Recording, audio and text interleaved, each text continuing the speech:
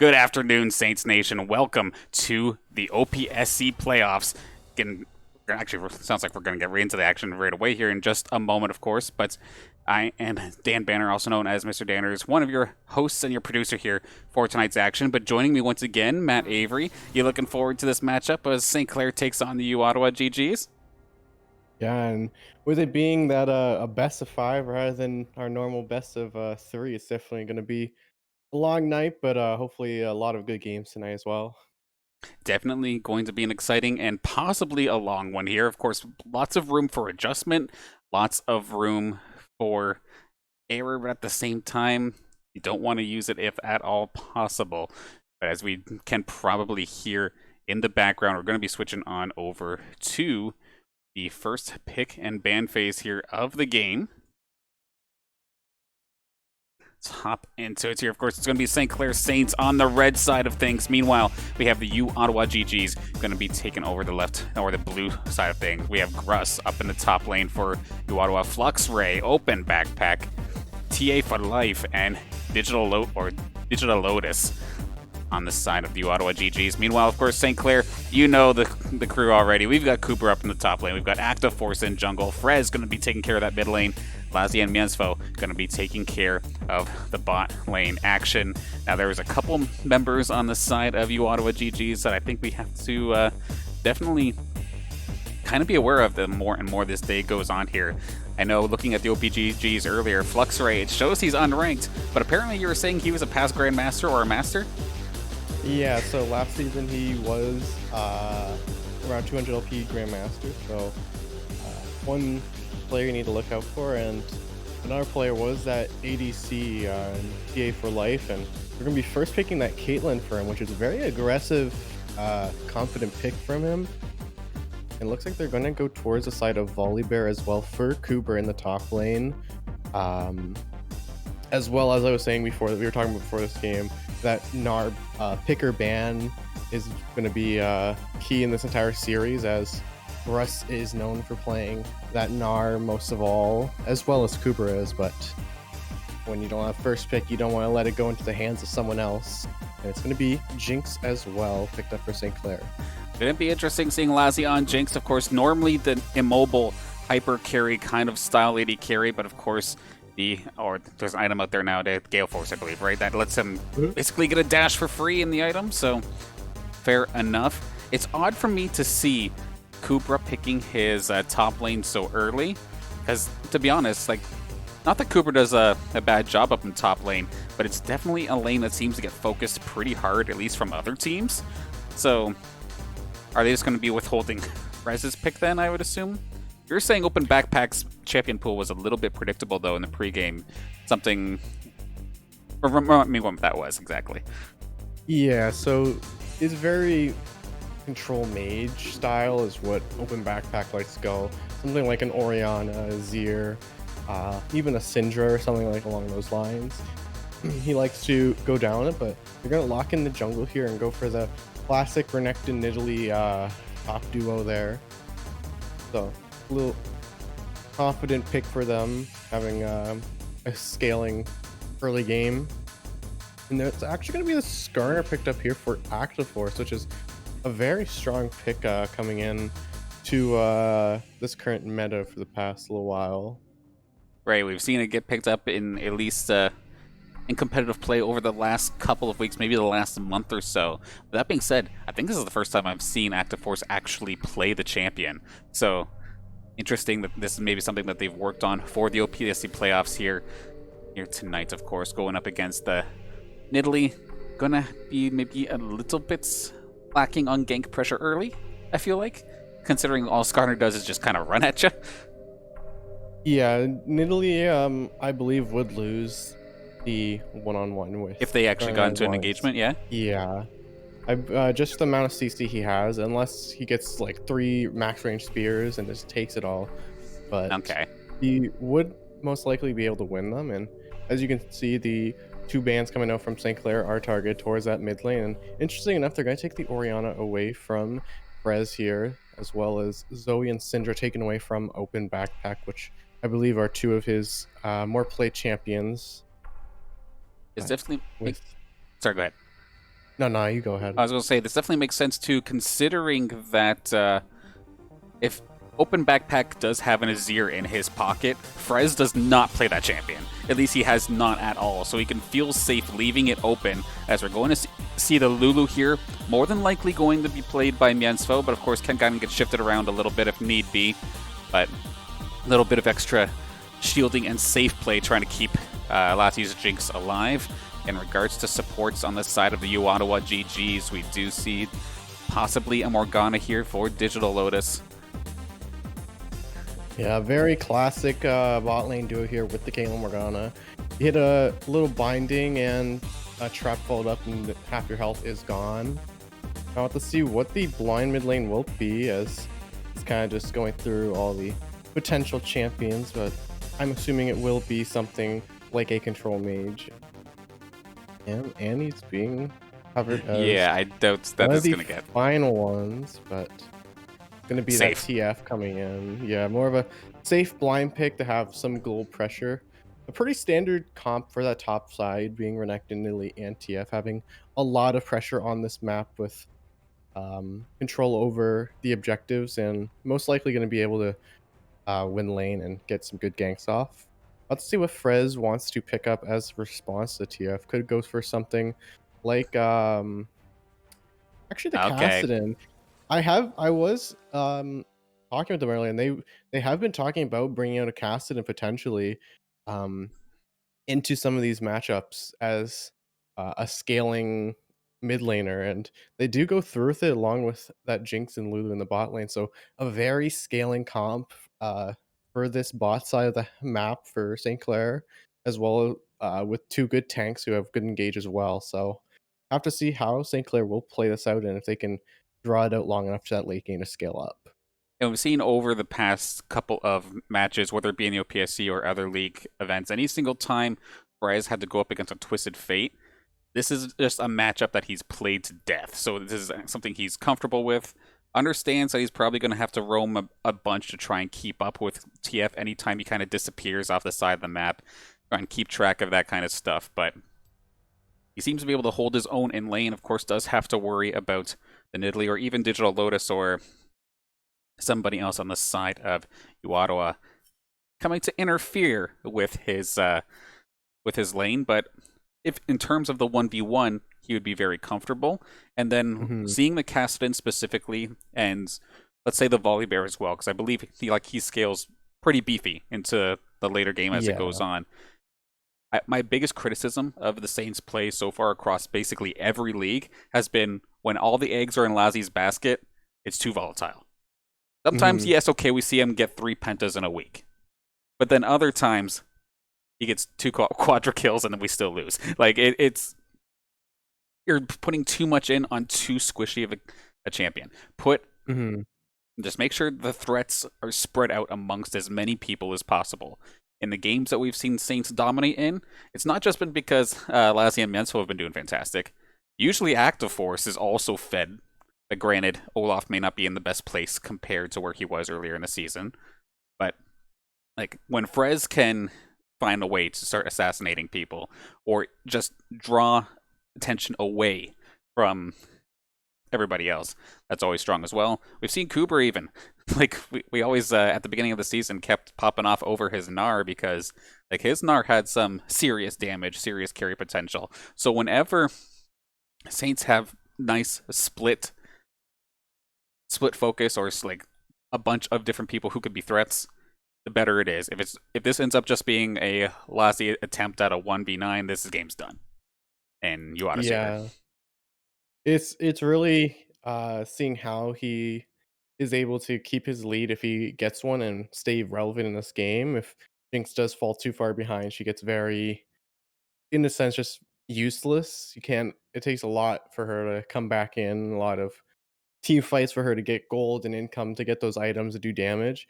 But having this cast alongside it, who will most likely be running a TP with it, with his instead of something like an ignite for an aggressive lane, he's going to be able to be in those side lanes and just scale up to get level 16 really fast. And the longer this game draws out, and the longer Kassadin is in these side lanes, drawing pressure and being relevant, he's pulling some attention off of Lazi and making himself a threat as well. So Yeah, having those two core carries for this late game is key for their comp to succeed. definitely makes sense. Now, one of the things for fun, as we were getting ready during the pregame, we did fire off a prediction going into game number 1. Will First Blood happen at level 1? So this includes like any sort of invade or early kill in the laning phase as well, as long as level 2 wasn't hit.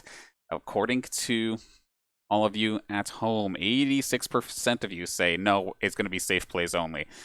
But 14 of you having faith that we're going to see some early aggression here in this game. Personally, I love seeing some early skirmishes, but it's definitely not been Saints' go-to.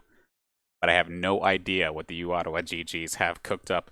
They're a fantastic squad. They were one of the top seeds, if not the top seed, in this entire playoff bracket for a reason. I believe they're second place. Second place. So yeah, one of the tops, but second place for sure. Definitely makes sense. They're up there for a reason. I'm looking forward to seeing what they can pull off. Granted, they also have Morgana, which is a classic invader. I feel like you just go for your dark binding right away, and then you can possibly log somebody down right away. Gold card and whatnot to follow up as well as we get ready to hop on in to the game. Oh, I've never realized there was a Black Frost Renekton. I like that skin. Sorry, getting distracted by shiny things over here on the caster's desk. But of course, a big thank you to everybody for tuning in already. See, almost 30 of you is ready to hop in with our Saints. Go in for the long haul here, of course. Best of 5 action here tonight in the OPSE playoffs. And of course, playoffs, single elimination. Sure, best of 5. You got lots of time to adjust. But you lose the set, season's over. So take that as you will. Saints or both these teams going to be pushing for the victory, obviously, but you know what I mean. Without further ado, before I continue to absolutely stumble over my words, you guys can probably hear it in the background. We're getting ready to hop into the game. Without further ado, let's get into it. Baited. There it goes. Okay, perfect. Yeah, one of the interesting things is that this is not going to be one of the normal TF picks, as it looks like. It's going for a more damage-heavy TF with that Electrocute and Ignite. So most likely going to be looking just to completely stomp this lane and keep casting as far behind as he possibly can. And if he succeeds at that, it's going to be very rough for Frez. That is going to be interesting. A lot more different compared to what Frez would normally be up against, because normally the TF just kind of does his own thing, farms his way up to 6 as fast as possible, and then tries to make a move. However, that very well may not be the case if this uOttawa squad and if Open Backpack determine it. Now, as of right now, if you did vote for some early aggression, it's not looking like it's going to be the case as of yet. Double line of scrimmage, couple wards coming out, but otherwise, not a whole heck of a lot. I'm wondering what the heck was going on there. That's just Lazzy making sure that our audio was working. Thank you so much there, Lazzy. But everybody off to Leishan, and we're going to get underway here. Looking forward to this. Yeah, it's just going to be a little poke and push on some wards as they get a little pixel ward and River on the top side, and uOttawa gets that little deep ward onto Active Force's Raptors, but it's going to be a leash on both sides as they start opposite, and looking like Active Force is looking to maybe get a top gank early in to relieve some pressure off of Kubra's lane, which may be a bit hard for Volibear. Because that's always what I would be worried about here, because Kubra just constantly seems to be getting focused down, which sometimes he handles absolutely fine by himself, but otherwise does need Active Force to kind of help him out a little bit, which is fair, of course. 2v1s definitely suck when the jungler is just constantly camped out at your turret. Yeah, and see a little pressure down from that bot lane. There's always going to be that range advantage for the side of uOttawa as a little binding comes out, but the trap just a bit short. Yeah, I mean, at least if the binding does make contact, Bianto can just shield up some of the following up damage, but eventually that damage is going to just go burn right through that shield like it's nobody's business. Frez going to be taking a little bit of heat, but still hanging on, not exactly farming up to snuff, but I guess that is the matchup. TF is going to be able to outrange constantly. Lassie getting himself poked out pretty hard as well, so some good harassment coming out here from multiple uOttawa GG lanes to start this game off. Yeah, and one of the I really want to look at this TF pick as it goes on through this game. See if he go for a bursty type of TF like a Night Harvester, or if he's just going to go for the Electrocute Ignite just for laning phase and go the standard TF pick with the Rapid Fire, Hextech Protobone, and Lich Bane. But a lot of damage actually going on the Frez here, and not careful may be in a world of hurt, but Yeah, you have uOttawa's bot lane, Morgana walking up, possibly going for a tower dive here. But Frez will complete his back and get out before anything happens. he's going to teleport right back. However, what is Digital Lotus going to end up doing? Does he try to come back and make the play happen just for a little bit of damage, or start to go back down to his lane? Kind of hovering in the river there alongside Fluxray, but still just kind of deciding. First Dragon not up for another minute, as we do see Actiforce with the gank going to force the flash nice and quick. Good to get up top prior to the Dragon happening. Otherwise, especially with Fluxray's positioning right now, could have just turned on the Dragon. Yeah, good bait there from Kubra to pull him up with the wave and burn that flash out from Renekton. So easing up that pressure, like I said earlier, on Kubra, so he has a bit more sustain in this lane and have a bit more impact. So might have to burn the TP for the side of uOttawa early. I have to burn the cleanse here for Lazzy as the Kate net traps backwards and place the trap. A bit too late. A key summoner just burned there in that bot lane for the next about 2.5 minutes. I mean, at least he still got the flashes, but we do see Fluxray hanging around. Lazzy might not be long for this world if he can't keep himself safe. He's going to try and flash forward, does not matter, and it's going to be him going down. Miensfo's still alive. Some decent chunks of damage going on to T4 or TA for life. Fluxray going on in, good heal, baited him out. It's going to be the 1-for-1 now, as long as he doesn't get caught out, but he just goes right into the Dark Binding. Good shot there from Digital Lotus. Ties up Miensfo and takes TA for life. Takes care of that. So 2-for-1 in the favor of uOttawa GG's. Yeah, a bit of a rough one there for Flux. I think he may have thought he could just burst down Miensfo with the spear, but he had the shield to come back up and he still had that heal, so just pops a heal shield and kills him on their tower as well as Polymorph, but gets binded in the end as he already burned the flash and nothing will come of it. But Prez does hit level 2 here, or level 6 my mistake, before Backpack does, so he may be able to get a bit of a aggressive push. But and taking a look at the items that just stacking up the tier and whatnot, right? So that's more so for mana, of course, rather than damage if nothing has changed, if I do recall correctly, right? So sure, can just keep on using abilities as long as possible, but they're not going to do that big Cassident burst damage that we're used to seeing in the late game. But Saints able to recover from that bot lane gank. Actiforce comes on down. They get themselves a Wind Dragon and going to start the objective game off hot. Man, it's gonna be constrained to this lane here to help push in this wave so they don't get frozen on. But Flux is gonna jump onto Cooper. Nice flash from Cooper to dodge the damage, but ooh, the E just barely missing from Flux. And Actiforce taking a lot of damage. There's that Morgana Caitlyn combo there, and he's going to burn the flash actually as EA for Life does get a bit aggressive and flashes himself. Ooh, the binding misses Miensfo and goes on to Lazzy, and a lot of damage comes back both sides, and it's just going to be a disengage. Yeah, at least there for Actiforce was able to get out of dodge just in the nick of time, and it did kind of bait in the uOttawa GG squad for just a little bit. It takes some damage, but not enough to really threaten anything. And of course, for everybody, actually, hang on a second, let's hold that thought. Frez does find Fluxray. Does he have one more Rift Walk in the chamber? Is going to be able to take care of Fluxray. That's a huge pick. Good eye there from Frez.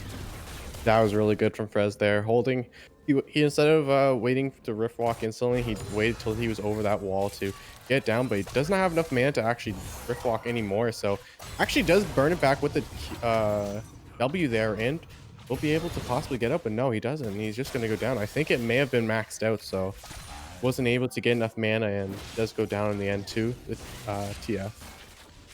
It's definitely one of the flaws there of Casson, of course. He's got these items to build mana, yet he still has no mana. Just drains it so quickly. And unfortunately for Frez, going to end up going down. And Yeah. At least good there on open backpack, though, to at least answer back for Fluxray getting killed off. So, getting himself a good jump start here, of course, leading the lane as he, in theory, should be in this matchup. Not as convincingly as he was. He did have double CS early on in this game, but now much, much closer. Frez able to start competing now that he's hit that level 6. It is a level 6 on EA here, so if they're not careful, he may take too much damage. Lazi being they don't really want to take much of a fight here. Yeah, of course, with that ace in a hole there from Kayla, you put him down to just a little bit of health as long as they have vision. Just gets sniped out of nowhere. Open backpack, making a trip down bot. Is Frez nearby? Yes, he's kind of around the blue buff area, actually. Could possibly look to try and turn on to open backpack, but is actually taking the safe way around. Gonna rift to walk his way back to the mid lane. We're gonna see Kubra starting to get a little bit aggressive here with Gruss. He's got some good damage here on this volley bear, but of course Gruss can just heal this back up over time. Ooh. Possible trouble there from the bot lane, but gonna hang on for just a moment. Frez jumps on in. Good little trade as of this moment, nearly getting him down to taking him down in like a small 2-port combo, but gonna stay alive. Open backpack hanging on and going to have to go back. Doesn't have his or didn't bring teleport rather, because like you were saying, he brought the ignite instead, so not gonna be able to catch this next wave of minions.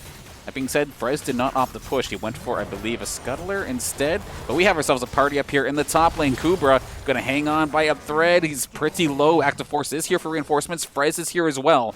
Right now, the uOttawa GGs do not realize Frez is nearby. That is going to be the I can't even remember what it's called, but Skarner Ultimate coming out, and it's going to actually get completely turned here onto Active Force.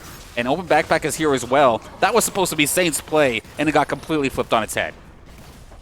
Yeah, a little bit of an overextension there from, I think, Active Force, not remembering that they have that TF ulti, who he just came back from base, so he saw this play was going to happen top lane, started walking up there, got in range, and pulsed it in, but they did not have Kubra anymore. He was out of the entire fight, so it was only Frez and Active Force on top of the tanky Renekton there, so he play did not go really in their favor as they get double killed.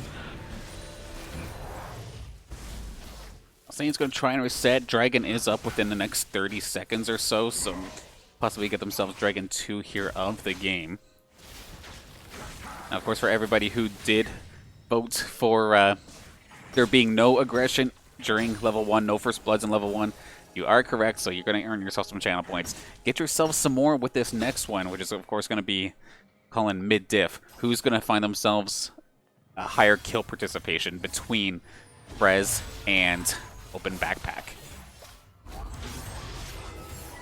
Yeah, in the end, it is Frez who does more damage in this lane, simply because of how much poke he has, but as I say, that Open Backpack does get some return damage, and the drag is now up, but they do not have the TP on Kubra, so it's going to be possibly a 5v4 if they do try anything. And yeah, the TP actually gets cancelled by Kubra there in the top lane, and it's going to be this possible, it's going to be the Dragon going over to Active Force as Flux does fail his flash in the pin and gets a shutdown on Active Force. Losty gets hyperactive and goes forward, but gets rooted up as the Morgana hits.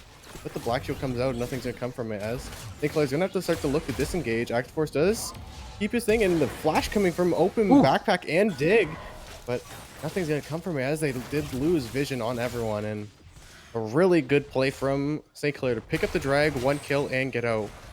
Well, that nearly got messy, but everybody on the St. Clair side of things are going to get out of dodge. A nice attempt there from Open Backpack and the rest of the uOttawa GGs. Try and pick up a couple exiting kills off the Dragon, but lots of spread damage across multiple members, but nobody going down. So Fluxray is going to be the only casualty in that fight. Saints going to get themselves their second Dragon of the game as well. So Saints keeping themselves in this one. However, looking at the gold difference right now, 22.6 to 17.6. Saints definitely behind. And I think a lot of the, just as of right now, it just seems to be farm difference. But we do see, it looks like a little bit of trouble here for Frez. He's going to get locked up here for just a moment. Mienso is around, though, just to make sure he doesn't go down. So a nice little Nice little poke there from Digital Lotus and open backpack, but no kill in this engage anyway. Yeah, really good buffer there from Frez to Rift Walk while the binding hits him, and yeah, so getting a little aggressive on top of backpack, but with everyone in this mid lane, it's going to be that Rift Herald summon the last minute for plates drop, but it won't kill it automatically as there's too many plays, but actually it does take a lot of damage, and it's going to be standing just barely, but they do have the aggression to push up and go grab it.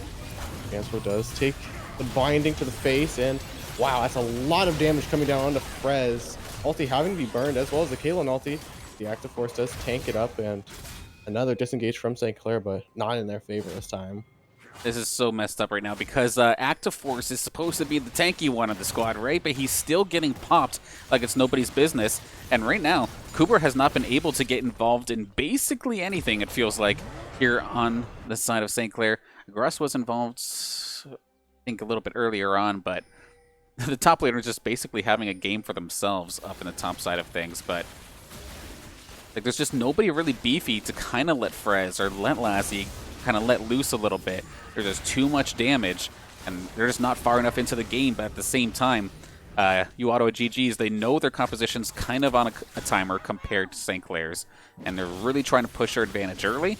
And so far, so good. About 6,000 or so in the bank ahead of St. Clair. But longer this goes, as long as Saints can kind of hold off some of the bleeding, they should be able to get themselves back into this game, but it's going to be difficult.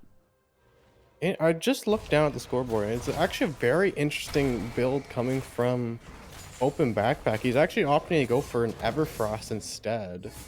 So when he ults in, just getting some instant CC with the ability, if he lands in the middle and then Gold Claw on your top, just to completely keep them locked in place. So really a very, very heavy CC build. Thought that was Active Force in the bush, and I was gonna say he has to be careful or you may face check a Skarner, but only Miansfo just takes a little poke and I'll go off trading wards. Okay, so now explain that again about the item that Open Backpack picked up. So does this mean that he just wants to dive in with his ultimate, like right into the fray? Or yeah, so he can do that if you can get like really close to someone and just anyone in the dead center of the own will get just sprayed down. And nice damage from a Cooper there to trade back, but all get healed back because of Gore Drinker. But Everfrost is just more of a CC heavy, as Frez will be building into that too as well. So it's going to be kind of a trade. But Active Force showing up in his bot lane here, but oh, he might be screwed. But he actually, Active Force may be in a bad spot now. There's 4 members trapped around him, and he has nowhere to go, as Open Backpack was over the wall if he was anticipating a flash, and nothing's going to come from that one as Active Force just goes down 27 seconds before the drag spawns. So will be up before, but have to be careful of how they want to take this second drag. Unfortunately there for Active Force. Just I don't know what happened with the communication or what. Frez was probably trying to call that one off, but unfortunately there for Active Force, he'd already passed the ramp to the river. He's gonna go down right before the dragon comes up within the next second or so. We see Fluxray already there, ready for it alongside Digital Lotus, and then in theory, TA for Life can make the rotation down if need be as well. So that one is going to finally shut down the Saints killing spree of the dragons. We're going to see the rocket come out here from Lassie. Look for a cheeky steal. They know it's going down, but there's nothing they can really do to engage it. I'm thankful that they didn't try to engage it, because overall they're just behind. Like, even up again into the top lane, like Kubra, he's been up in that top lane pretty much this entire game. However, he is still 2 levels down. He's basically 50 CS behind Gruss. Gruss is just making that much more of an impact. Now, Frez has to watch out. He gets himself right into the fray of things as other players on the side of uOttawa GGs show up and get ready to make a mess out of him. Thankfully for Frez, he's able to get himself out of there with that Rift Walk. But nice, sneaky little play there for uOttawa, almost catching him off guard. Yeah, it's just really seems a good play coming from uOttawa to kind of keep St. Clair down. They're really understanding that how to keep this team from hyperscaling in the Casted and Jinx. even though they only have 3 deaths in total in that 2 lanes.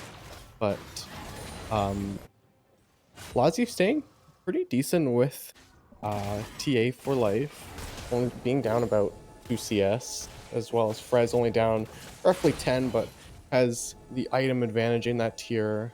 Even though it only stacks some mana, still has 1 component more than Open Backpack currently. Yeah, for sure. And of course, let him kind of keep going a little bit longer into these fights, but of course, isn't going to make a huge impact in regards to damage or anything like that. So, if anything, just kind of an extra little crutch to keep him going, per se. But now, for the Saints, they're kind of in an awkward spot. Of course, no dragons. They're obviously behind. What do you try to do in this situation to get yourself back into this game? Obviously, the later you go here, as long as you don't give up too much, like you'll be in fighting shape. But how do you get there without throwing away a ton of kills? Yeah, it's just really St. Clair just has to find their way of not throwing this game in a position where if they overcommit to things, they'll just lose their lead, but they have to manage to drag this out for past that 25-minute marker to be able to push it into that late game and eventually have their team fall, the side of uOttawa fall off. But you can see the Everfrost does come out for Frez, trying to clear that wave there. Does clear it and gets out before it can take too much damage. That's what that looks like. Okay. Yeah, a little cone shape in the dead center spray boots it all over the place. Gotcha. Still trying to catch up on what all of these mythicals do. I see a couple common ones, but this is the first time I'm really noticing the Everfrost. But unless Saint's kind of on pause, and honestly, right now for uOttawa, I think as soon as this Baron comes up, like as every single objective comes up, you just keep trying to go for it, because if they just keep charging at objectives and force the Saints to actually engage with them, that's how you end up throwing this here for the Saints, right? That's how you lose your possible scaling. So even if it is a relatively early Baron, I think forcing the Saints to try and team fight you while they're behind would be absolutely clutch.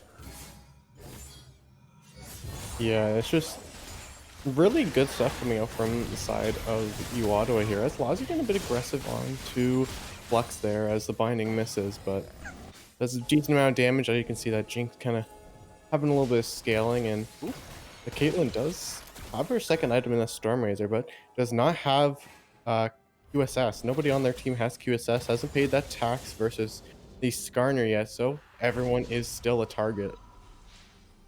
Right, and TA for life, of course, doesn't have cleanse either, so you get smoked, then you're absolutely toast here. Even Flux Ray, of course. I'm trying to think of who's probably the biggest threat here right now. It's probably a bit of the difference between Flux Ray and then TA for life. So if Active Force was able to snag either of those players, and Saints were able to kind of burst them down a little bit, that would be so clutch. But obviously, Nidalee is a bit of a elusive target, able to go in that Cougar form and just constantly jump around all over the place. And Caitlyn, that's probably your best chance, but you know that Digital Lotus is not going to like leave their side, have that spell shield ready and waiting as well, which is always the big thing. In theory, if Digital Lotus is there, I guess everybody has themselves a cleanse in a sense, but he's got to be on point. Yeah, it seems like Clair might be just going to concede this 4th drag here, maybe get some pressure down on mid lane and go for a Baron. They're bringing them back towards the mid lane. As a fight starts to ensue, they have the Renekton in the Skarner ulti, drags him away from the fights and nothing happens, but it's going to be the Castle who's going straight down. Tea for Life picks him up while Cooper jumps in, but he's going to have to jump out for a disengage. This is going to be a flash on the Loz. He gets picked off. Russ finds another one as Gansfo may have to flash this wall, and he does, as Open Backpack is looking for another one. And this is most likely going to be Baron on the table for the side of uOttawa. I mean, we could always have uOttawa try and force objectives and whatnot, or Saints can try to take one and literally just give uOttawa exactly what they're looking for. And yeah, Mensel's not going to be able to do anything here versus this Baron as long as Flux Ray is like anywhere near on point.